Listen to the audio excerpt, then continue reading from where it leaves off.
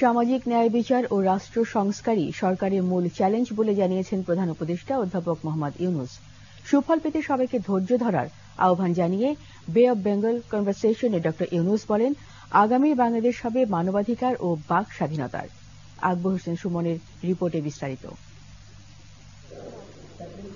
ঢাকায় শুরু হলো গণমাধ্যমের স্বাধীনতা ও অপতথ্য, জলবায়ু পরিবর্তন, বাণিজ্য, ভূ রাজনীতি এবং মানবাধিকার বিষয়ক তৃতীয় আন্তর্জাতিক সম্মেলন বে of Bengal. Centre for governance studies CGS এর আয়োজনে এতে অংশ নিয়েছেন বিশ্বের ৮০ দেশের সহস্রাধিক প্রতিনিধি।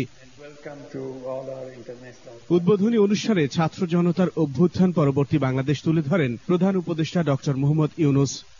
Is the work of millions of voices of the entire nation, voices that have demanded change, voices that continue to push us all to build a future based on human rights, freedom of speech, justice and inclusion. তরুণদের নিয়ে বৈষম্যহীন ও সমৃদ্ধ রাষ্ট্র গড়ে তোলার স্বপ্নের কথাও জানান প্রধান উপদেষ্টা। We live in times marked by challenges and complexities. Whether it is economic disparity, social injustice, or the threat of climate change, we face issues that are overwhelming.